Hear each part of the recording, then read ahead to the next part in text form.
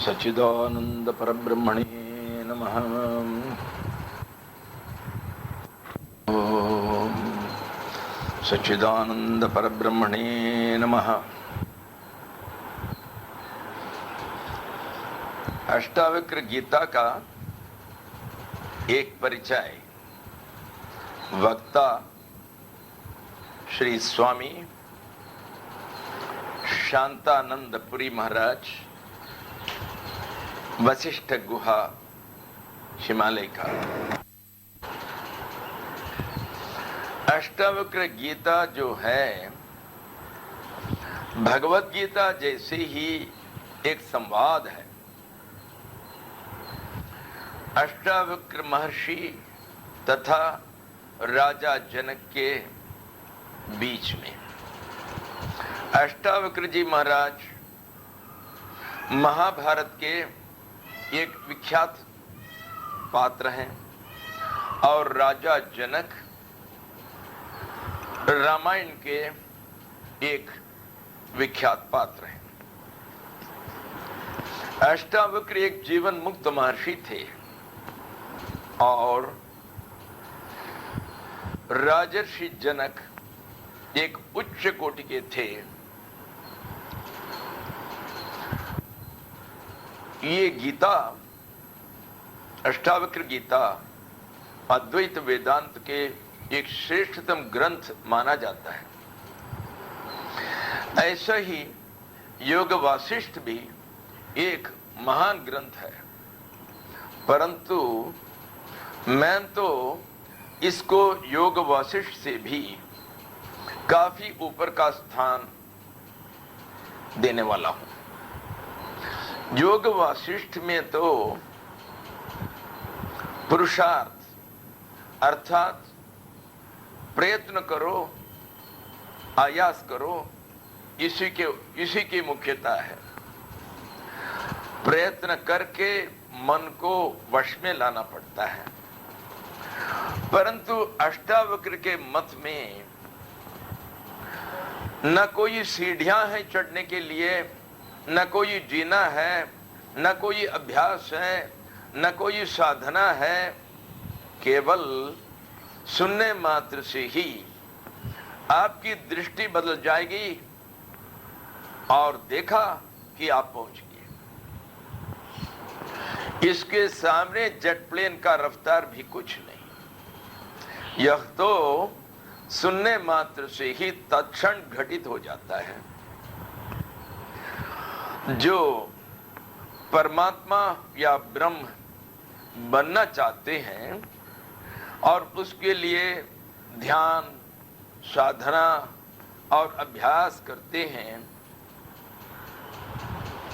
अष्टावक्र जी कहते हैं कि वो लोग सफल नहीं हो सकते। इस मार्ग में कुछ बनने की बात ही नहीं है। हम ब्रह्म के रूप में मुक्त ही तो रहते हैं और केवल तुम ब्रह्म ही रहो और तुम्हारा आचरण परमात्मा का ही हो, असंग, निष्पृह, निरहंकार। मूढ़ो नाप्नोति तद्ब्रह्म यतो भवितुमिच्छति अनिच्छन्नपि धीरोहि परब्रह्म स्वरूप भाग। कहते हैं तुम्हें कुछ बनना नहीं पड़ता, ब्रह्म बनने की जरूरत नहीं। तुम्हें ये चिंतन करने की जरूरत नहीं कि मैं ब्रह्म हूं, मैं ब्रह्म हूं। तुम हो ब्रह्म, रहो ब्रह्म।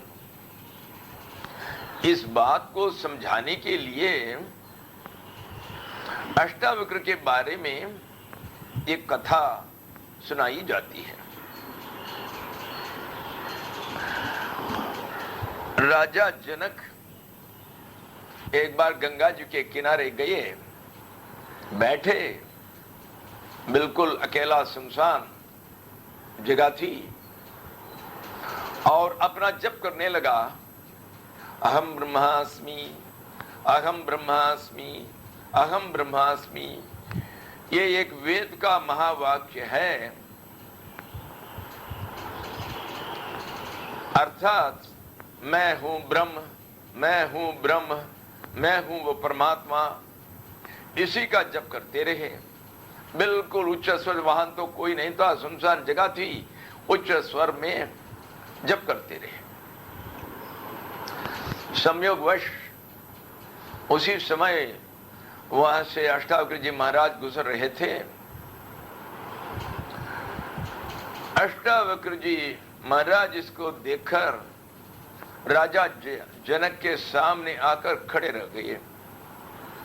अष्टावक्र जी के एक हाथ में एक डंडा था जिसको दंड कहते हैं, और दूसरे हाथ में उसके कमंडलू था जिसमें पानी रखा जाता है। अष्टावक्र उच्च स्वर से चिल्लाने लगे राजा जनक के सामने खड़े होकर, ये दंड मेरा है, ये कमंडलू मेरा है, ये दंड मेरा है, ये कमंडलू मेरा है।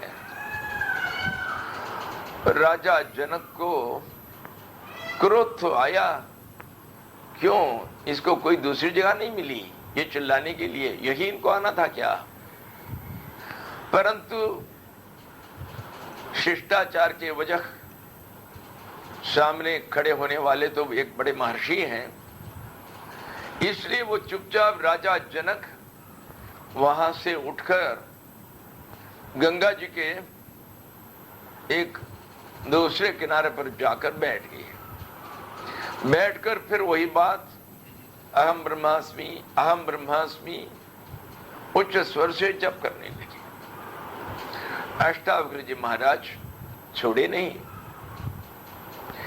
इसी के पीछे पीछे गए और फिर दोबारा राजा जनक के सामने खड़े होकर फिर वही चिल्लाने लगे, ये दंड मेरा है, ये कमंडलू मेरा है, ये दंड मेरा है, ये कमंडलू मेरा है। अब राजा जनक का कोप सीमा से पार हो गया। वो महर्षि को संबोधन करके कहा, अरे महर्षि महाराज, मेरी बात तो सुनो। देख, यहां कोई मना नहीं करता है कि ये दंड तुम्हारा है, ये कमंडलू तुम्हारा है। मैं तो सत्य कहता हूं, ये कमंडलू तुम्हारा ही है, ये दंड तुम्हारा ही है। क्यों इसके बारे में चिल्लाते रहते हो? अब चिल्लाने की क्या जरूरत है, ये तो तुम्हारा है ही। राजा जनक की बात सुनकर अष्टावक्र जी महाराज हंस पड़े और कहा, अरे राजा जनक, तुम जो बात अभी मुझसे कहते हो ये तुम्हारे ऊपर लागू नहीं होती क्या? देखो, तुम तो ब्रह्म ही हो। सारे उपनिषद यही कहते हैं, सारे वेद यही कहते हैं। जिसने भी अनुभव किया उनको मालूम ही है कि आप ब्रह्म ही हैं। आपके गुरु भी यही कहे होंगे। और क्यों तुम भी चिल्लाते रहते हो कि मैं ब्रह्म हूं, मैं ब्रह्म? जब तुम ब्रह्म ही हो, चिल्लाने की क्या जरूरत पड़ी है?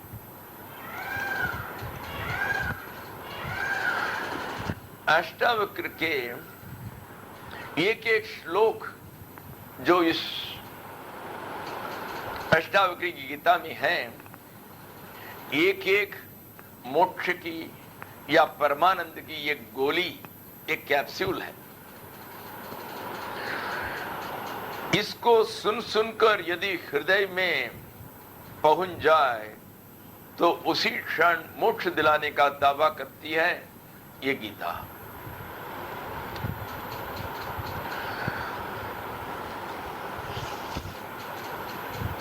योग वासिष्ठ भी एक बहुत बड़ा महान ग्रंथ है, जरूर। एक तो वो बहुत बड़ा बृहद ग्रंथ है जिसमें 33,000 श्लोकों के ऊपर है, और योग वासिष्ठ में पुरुषार्थ और प्रयत्न करने के ऊपर मुख्यता दी जाती है, प्रधानता दी जाती है। और अष्टावक्र गीता में कोई साधना नहीं, कोई अभ्यास नहीं, ये तो सीधा पहुंचने का एक सरल मार्ग है। सारे महात्मा लोग, संत लोग यही कहते आए हैं हम लोगों से, देखो बेटा, अच्छा कर्म करो, बुरा कर्म मत करना या पाप कर्म मत करना। हाँ, भगवत गीता भी यही कहती है कि कर्म करो पर उसके फल की आकांक्षा को छोड़ दो, और यह भी कहती है कि उस कर्म तथा फल को भगवान के चरणों में समर्पित कर लो। अष्टावक्र तो कहते हैं कर्म करते वक्त तुम ये चुनाव मत करो कि ये अच्छा कर्म है या बुरा कर्म है। तुम अकर्ता बनो, उस कर्म में उलझना मत, न कोई निर्णय करना ये मुझे पसंद है, ये नापसंद है, ये बढ़िया है, ये अच्छा नहीं है, ये बुरा है, ये अच्छा है। देखो, जो होना है वही हो रहा है। समग्रता की जो विश्व योजना में ये सब पहले ही तय कर चुका है कि कौन कौन सा काम किस किस के हाथ से कहां कहां होना है। तुम केवल साक्षी बनो, प्रतिक्रिया रहित केवल देखते रहो। सारे कर्म समग्रता की विश्व योजना के अनुसार ही तो हो रहे हैं, और करने वाले तुम्हारे इंद्रिय हैं।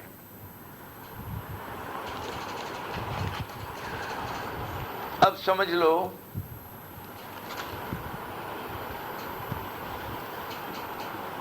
तुमने कहा कि मैं अभी भी खाना खाकर आ रहा हूं भोजनशाला से। ये तो बिल्कुल गलत है।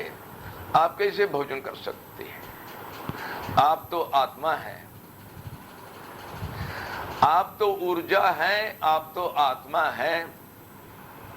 आपके पैर आपको भोजनशाला में ले गए थे, आपके हाथ वहां जो थाली लगी हुई थी उसका स्पर्श करते हुए वहां जो चीज परोसी गई थी उसको लेकर अपने मुख में डाल दिया।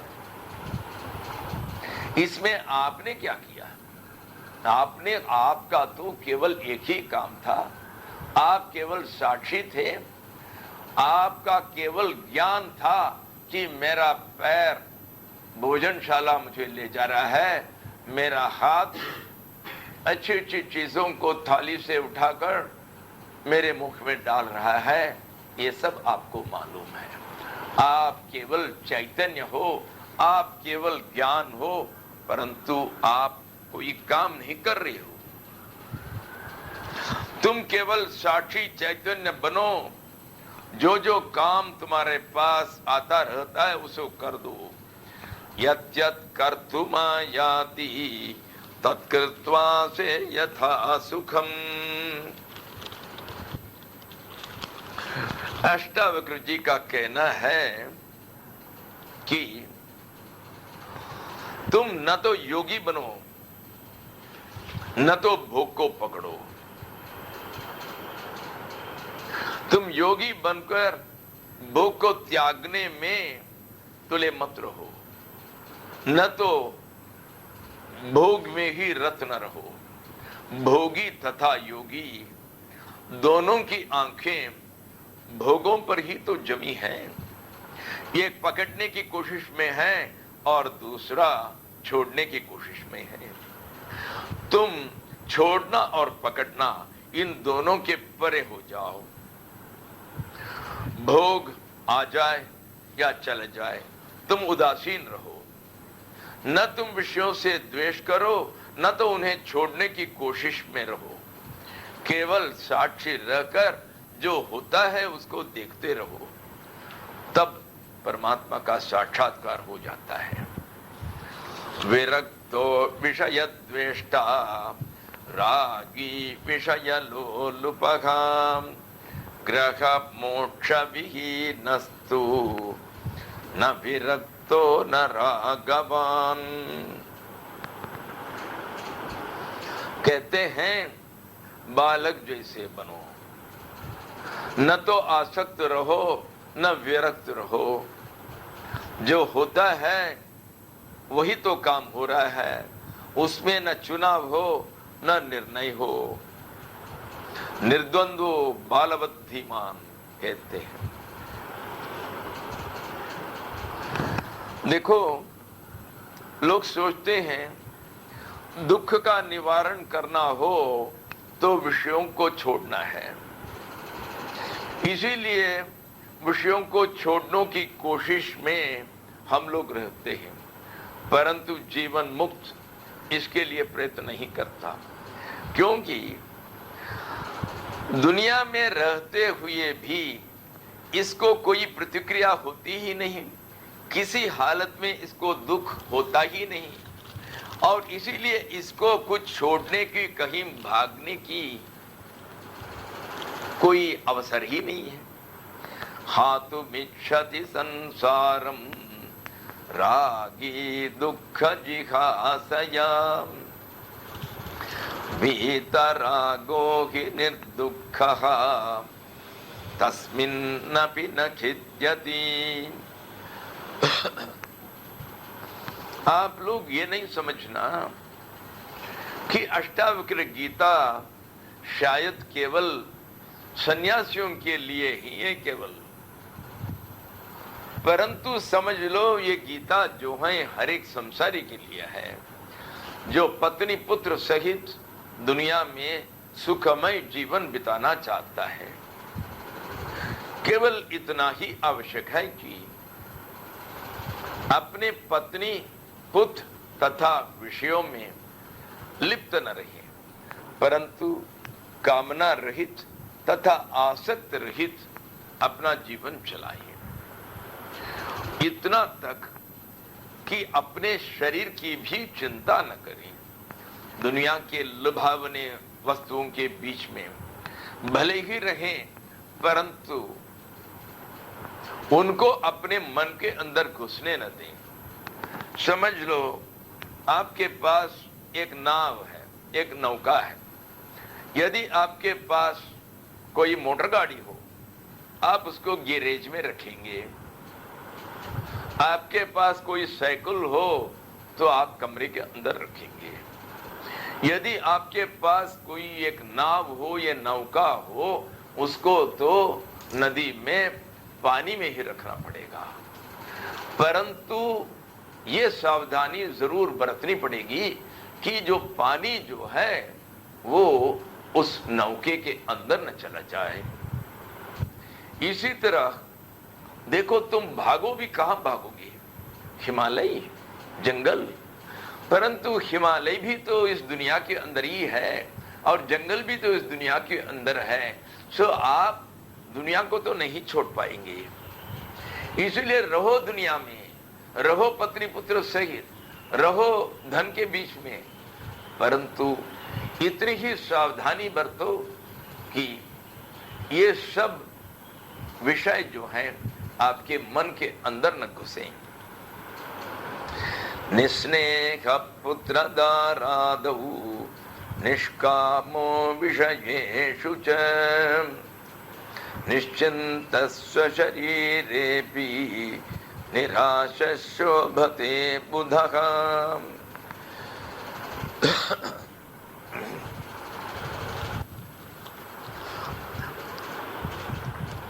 आपका मन थोड़ी देर के लिए जब आप ध्यान में बैठते हैं, इधर उधर भटकता रहता है, इधर उधर दौड़ता रहता है।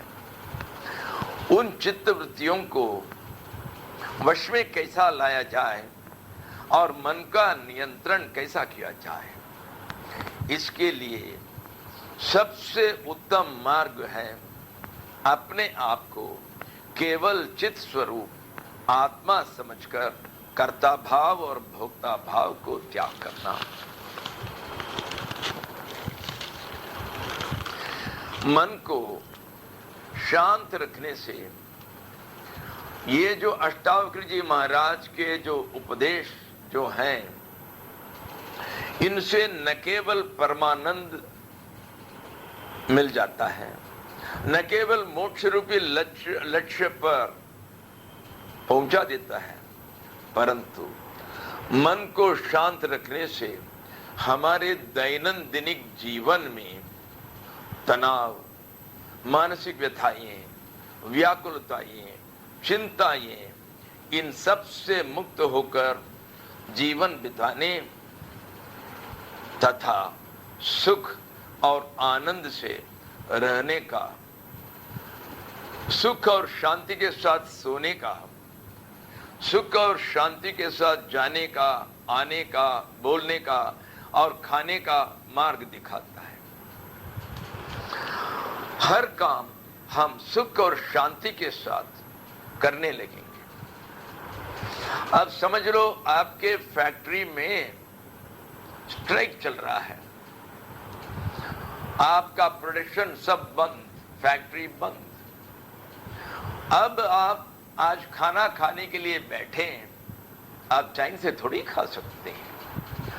आपके अंदर इतनी चिंता है, इतनी तनाव है, इतना टेंशन है, आप इसी के ऊपर चिंता करते रहते हैं कि अब समस्या को कैसे हल किया जाए और फैक्ट्री को कैसा खोला जाए और यूनियन वालों के साथ कैसी बात की जाए।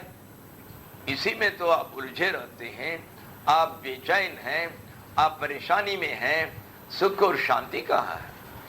आप सोते वक्त भी इसी के सोचते सोचते सो जाते हैं। सोते रहो, चलते रहो, आते रहो, खाते रहो, पीते रहो, आप इसी तनाव में हैं, इसी व्याकुलता में हैं, इसी चिंता में हैं। आपके अंदर आनंद की एक बूंद भी नहीं आ सकता है। परंतु जब आप अष्टावक्र के मार्ग के अनुयायी बनेंगे, तब तो आपके दैनंदिन जीवन में भी सारे सुख और शांति हर काम में मिल जाता है। सुखमास्ते सुखम शेते सुखमायाति याति च सुखम भक्ति सुखम भुंक्ते व्यवहारे शांतधीः।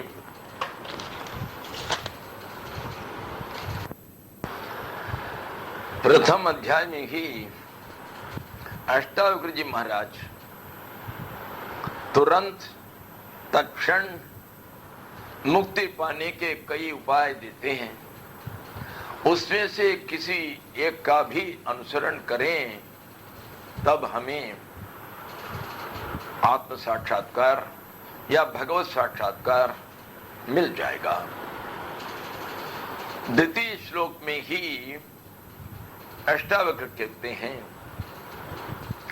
मुक्ति मिच्छसि चेत्तात विषयान विषभ त्यज क्षमार्जव दया तोष सत्यम पेयूष भज।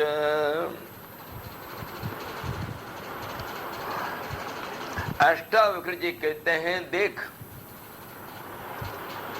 तुम मुक्त होना चाहते हो, तुम्हें मोक्ष चाहिए, बस इतना ही करो। दुनिया के जितने भी विषय हैं सबसे दूर रहो, किसी के साथ जुड़ो मत, सबसे निर्लिप्तवत रहो, सबका त्याग करो, अपने मन से निर्लिप्त रहो बस। और उसके साथ साथ क्षमा, आर्जव, दया, संतोष और सत्य, इन चीजों को अपनाओ।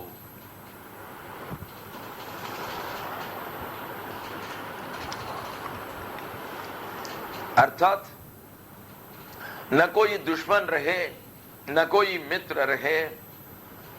यदि कोई आपके विरुद्ध कोई आचरण करें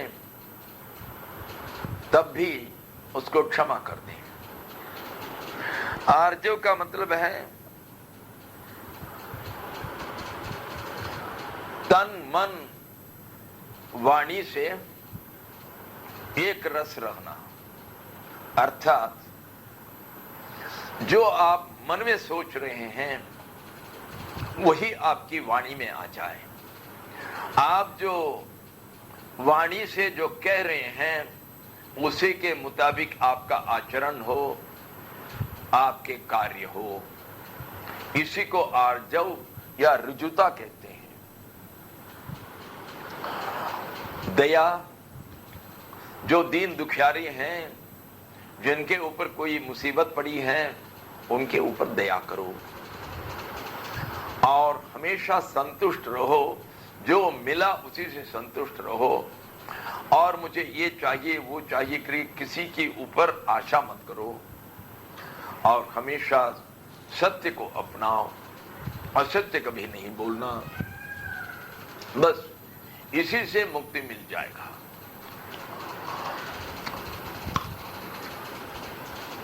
परंतु ये जो पहला उपाय जो है ये इतना आसान नहीं है कि हम सारे विषयों को छोड़ दें,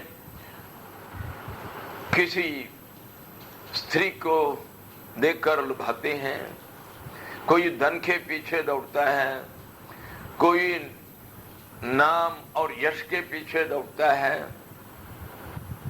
इन सबको एकदम छोड़ दो, ये कैसा हो सकता है? इसीलिए ये और आसान उपाय आगे कहते हैं। आगे जो कहते हैं वही हम उनके उपदेशों की खास शुरुआत हम समझ सकते हैं, क्योंकि ये जो अब जो कहने वाले हैं ये एक मौलिक सिद्धांत है जिसके बगैर हम इस आध्यात्मिक पथ पर कदम नहीं रख सकते। भगवत गीता में भी श्री कृष्ण जी महाराज इसी से शुरू करते हैं। देखो भाई, तुम ये जरूर समझ लेना कि तुम आत्मा हो, तुम शरीर न हो। शरीर और आत्मा की भिन्नता पहले हमारी समझ में आ जाए, ये आवश्यक है। प्रथम देखो, हम लोग ये जो बिजली के बल्ब को देखते हैं उसमें से प्रकाश मिल जाता है। बच्चा क्या समझता है, ये जो बल्ब अपने जो प्रकाश के साथ ये एक ही इकाई है, ये एक ही वस्तु है। परंतु जो जानने वाला है, शायद आप जानते ही होंगे कि ये दो, इसमें दो इकाइयां हैं, एक नहीं। एक है बल्ब और एक है बिजली। ये दोनों जो हैं भिन्न भिन्न धर्म के हैं। लगभग एक का धर्म दूसरे के धर्म के विरुद्ध है। इसका गुण और उसका गुण, इसमें आकाश पाताल की अंतर है।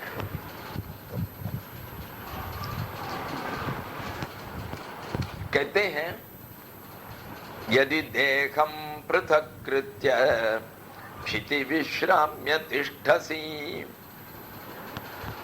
प्रथम तो तुम अपने शरीर से अपने आप को अलग कर दो और उसके बाद आप बिल्कुल अपने चैतन्य में ही बैठे रहो। प्रथम जो है, इसका मतलब क्या है? शरीर से तुम अलग हो जाओ। अब ये जो बल्ब जो है, बल्ब का उम्र है, क्योंकि ये बल्ब जो है ये 4 साल या 5 साल पहले निर्मित हुआ है, इसलिए इसका एक जन्मदिन है। और ये बल्ब जो है हम अमेरिका से खरीदे थे और दूसरा बल्ब जो है हम रशिया से खरीदे, तीसरा बल्ब जो है यहीं के भारत के हैं, और एक 8 साल का है उसका उम्र, और दूसरा जो है अभी अभी नया निर्माण हुआ 2 महीने का है, बच्चा है ये। और एक बल्ब जो है पीले रंग का है, दूसरा बल्ब जो है नीले रंग का है, तीसरे जो है लाल रंग का है। और एक दिन एक बल्ब जो है फ्यूज हो जाएगा, खत्म हो जाएगा, उसकी मृत्यु हो जाएगी।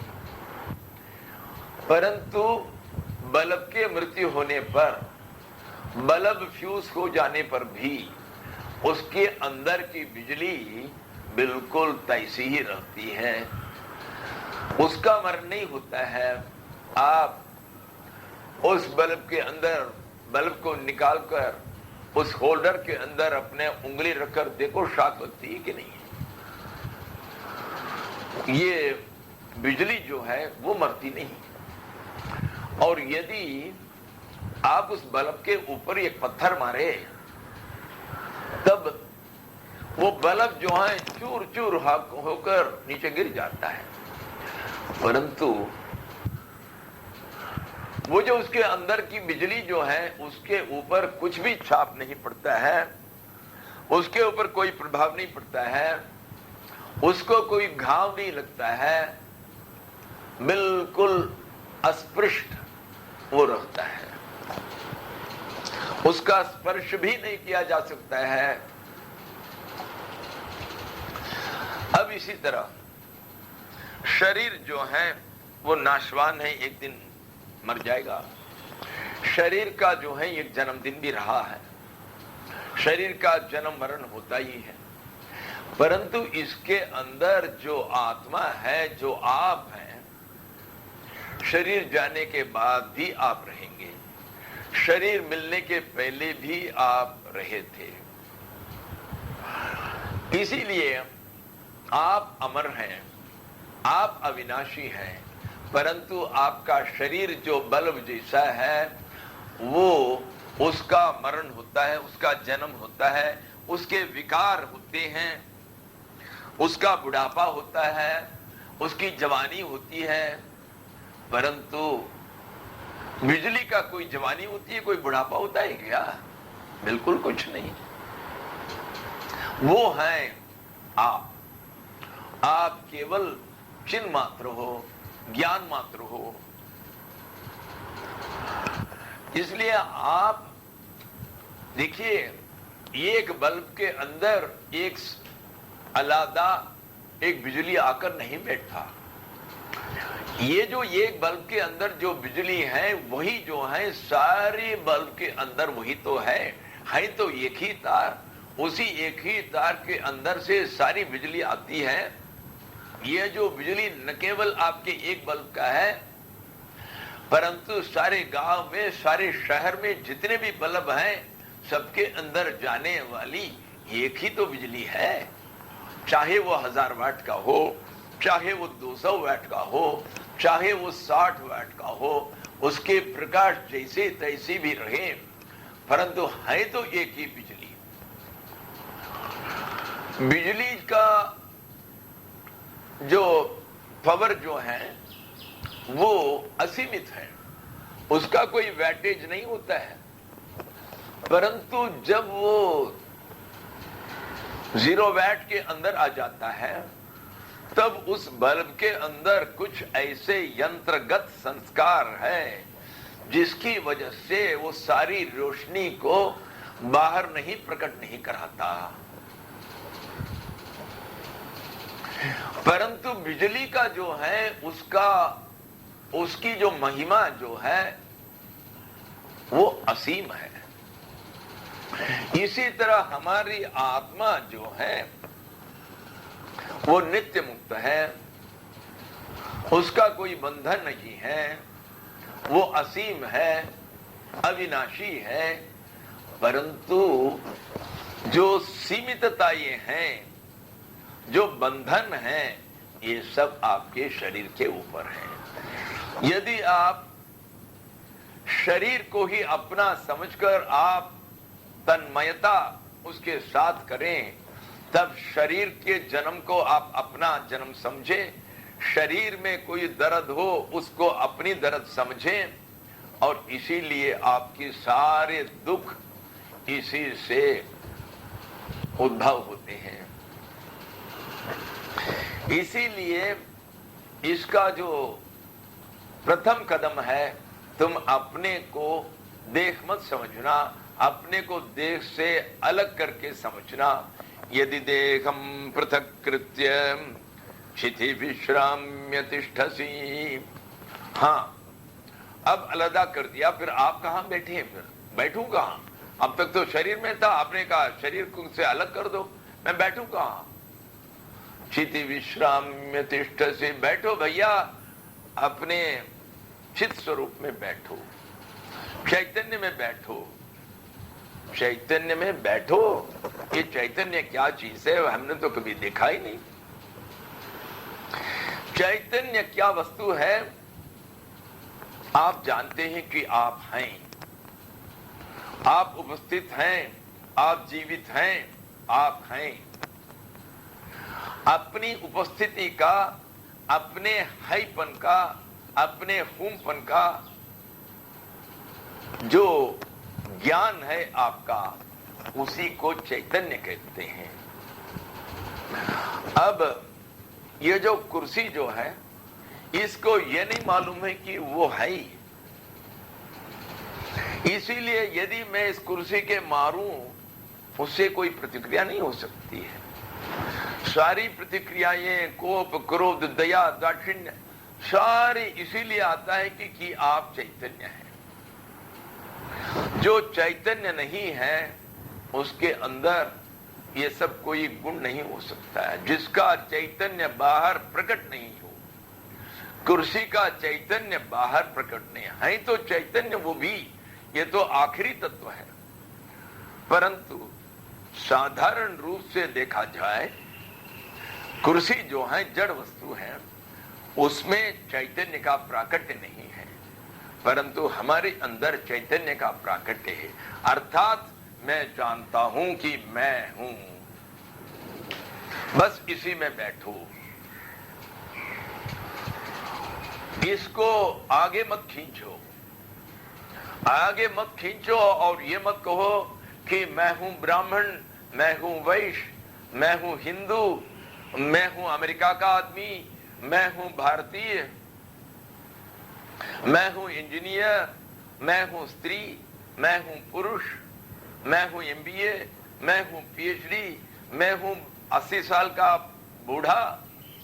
कुछ न कहो, इसका आगे प्रक्षेप मत करो, बस उसी में रहो, केवल अपनी उपस्थिति मात्र में रहो। मैं हूं, उस हूं पर में ही रहो।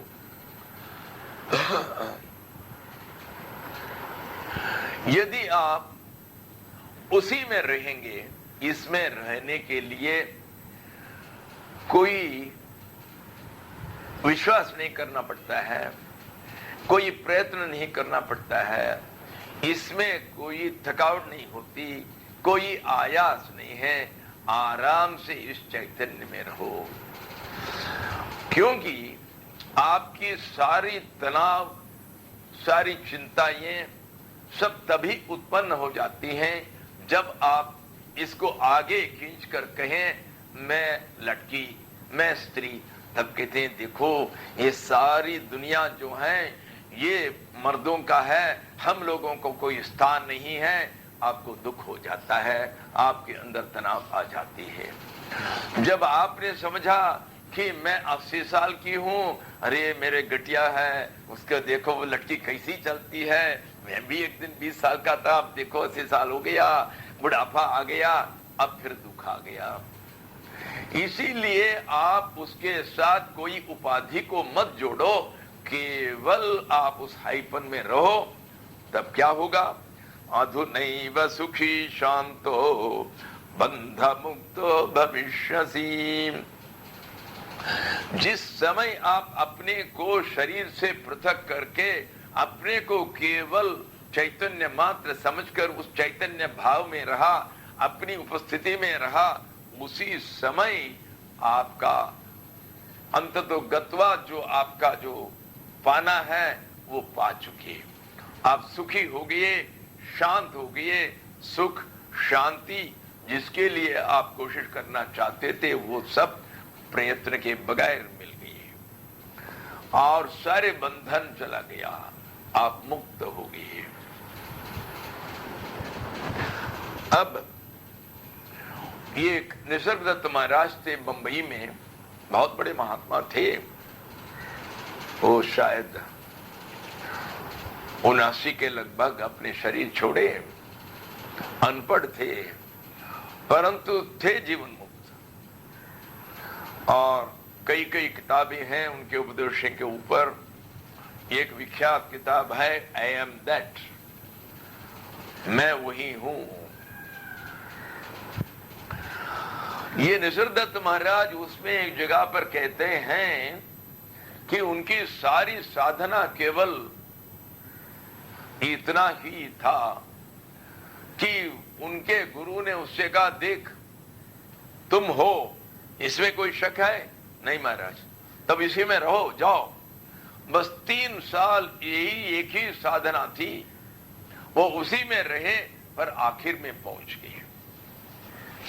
परंतु अष्टावक्र कहते हैं कि इसमें 3 साल नहीं, 3 मिनट भी नहीं लगेगी यदि आपके अंदर ये पूर्ण रूप से ये बात जम गई कि मैं वही चैतन्य हूं और अपने देश से पृथक करके आप यदि उस चैतन्य में अवस्थित रहें, तब पहुंच गए उसी समय। न 1 मिनट लगता है, न 1 साल लगता है।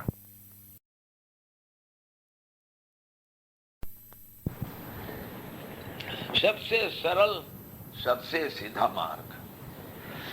मुक्ताभिमानी मुक्तो हि बद्धो बद्धाभिमान्यपि किं वदन्ति क सत्येयं यामति सा गतिर्भवेत्। मुक्ताभिमानी मुक्तो ही। कुछ नहीं करना पड़ता है भाई, तुम मुक्त हो। बस इसी में श्रद्धा करके तुम अपने आप को मुक्त समझो, तुम मुक्त ही रहोगे। यदि अपने आप को आप समझें कि मैं तो बंधन में हूं, बंधन में हूं, तब आप बंधन में ही रहेंगे। ये केवल आपके भावना मात्र है। अपने भाव को बदलो, अपने आप को जीव न समझो, अपने आप को शिव समझो, अपने आप को सीमित न समझो।